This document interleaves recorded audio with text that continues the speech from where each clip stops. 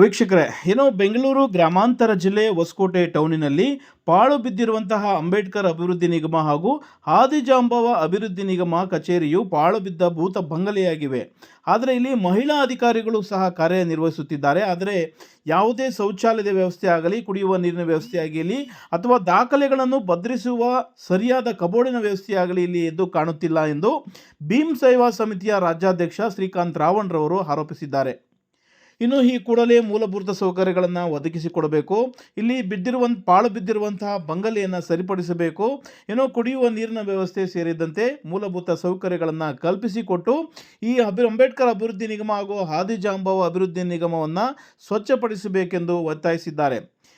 ಇನ್ನು ಅತಿ ಶೀಘ್ರದಲ್ಲೇ ಈ ಕಚೇರಿಯನ್ನು ದುರಸ್ತಿಗೊಳಿಸದೇ ಹೋದರೆ ತಾಲೂಕು ಕಚೇರಿ ಮುಂಭಾಗ ಹಾಗೂ ಸಮಾಜ ಕಲ್ಯಾಣ ಇಲಾಖೆ ಮುಂಭಾಗ ರಸ್ತೆ ತಡೆ ಮಾಡಿ ಪ್ರತಿಭಟನೆ ಮಾಡುವುದಾಗಿ ಎಚ್ಚರಿಕೆಯನ್ನು ನೀಡಿದ್ದಾರೆ. ಬಂಧುಗಳೇ, ನಮೋ ಬುದ್ಧಾಯ.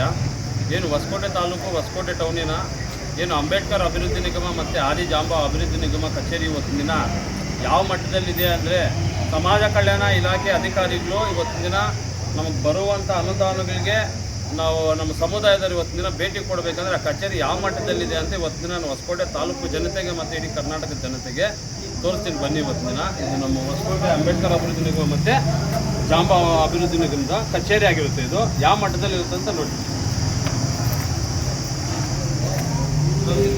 ಬನ್ನಿ, ಇದು ನೋಡಿ, ಇದು ಮೇಲೆ ತೋರಿಸಿದ್ದು ಅದೆಲ್ಲ ಗಿಡಗಳು ಬಂದಿರೋದು. ಅದು ಮಳೆ ಬಂದರೆ ಮಳೆಯಲ್ಲಿ ಅದೆಲ್ಲ ನೆಂದು ಗಿಡನೇ ಆಚೆಗಡೆಯಿಂದ ಒಳಗಡೆ ಬಂದಿರೋದು ಗಿಡ. ಇದಕ್ಕೆ ಕಿಟಕಿ ತೋರಿಸಿ ಯಾವ ರೀತಿ ತುಕ್ಕಿಡ್ದೋಗಿದೆ ನೋಡಿ. ಕಿಟಕಿ ಯಾವ ರೀತಿ ತಿಕ್ಕೊಡ್ದು, ಇದೆಲ್ಲ ತುಕ್ಕಿಡ್ದಿರೋದು ಕಿಟಕಿ. ಇದು ಏನಾದರೂ ಒಂದು ದಾಖಲಾತಿ ನಮ್ಮ ಸಮುದಾಯಕ್ಕೆ ಸಂಬಂಧಪಟ್ಟ ಅನುದಾನಗಳಿಗೆ ಏನಾದರೂ ಒಂದು ದಾಖಲಾತಿ ಇಡಬೇಕಂದ್ರೆ ಸರಿಯಾದ ಒಂದು ಕಬೋರ್ಡ್ ವ್ಯವಸ್ಥೆ ಇಲ್ಲ. ಯಾವುದೇ ರೀತಿ ಸರಿಯಾದ ಒಂದು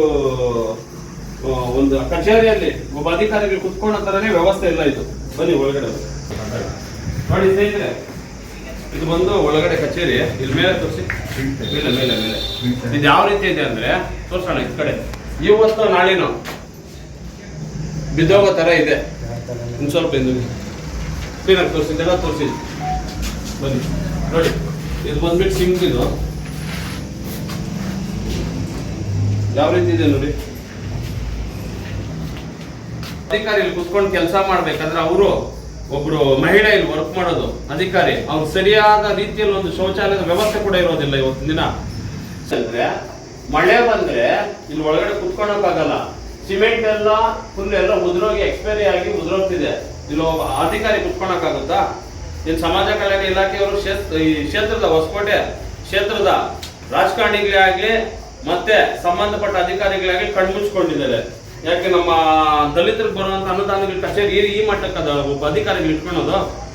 ಆದಷ್ಟು ಬೇಗ ಕೂಡಲೇ ಇದನ್ನ ದುರಸ್ತಿಗೊಳಿಸಿ ಇಲ್ಲಿ ಕಾರ್ಯನಿರ್ವಹಿಸುವಂತ ಕೆಲಸ ಮಾಡುವಂತ ಅಧಿಕಾರಿಗಳಿಗೆ ಸರಿಯಾದ ಸೂಕ್ತ ರೀತಿಯಲ್ಲಿ ಒಂದು ವ್ಯವಸ್ಥಿತವಾಗಿ ಅವ್ರಿಗೇನಾದ್ರೂ ಇಲ್ಲಿ ಸಹಾಯ ಮಾಡಿಕೊಟ್ಟಿಲ್ಲ ಅಂದ್ರೆ ಈ ಬೃಹತ್ ಮಟ್ಟದ ಒಂದು ದೊಡ್ಡ ಒಂದು ಪ್ರತಿಭಟನೆಯನ್ನು ಸಮಾಜ ಕಲ್ಯಾಣ ಇಲಾಖೆ ಮುಂದೆ ನಾವು ಮಾಡಬೇಕಾಗುತ್ತೆ. ಸಂಬಂಧಪಟ್ಟ ಕಚೇರಿಗಳ ಮುಂದೆ ಮಾಡಬೇಕಾಗುತ್ತೆ. ಇದನ್ನ ದೊಡ್ಡ ಮಟ್ಟದಲ್ಲಿ ದೊಡ್ಡವ್ರ ಗಮನಕ್ಕೆ ಮುಂದಿನ ದಿನದಲ್ಲಿ ನಾವು ನೀಡಬೇಕಾಗುತ್ತೆ. ಜೈ ಭೀಮ್, ಜೈ ಸಂವಿಧಾನ್, ಜೈ ಭಾರತ್.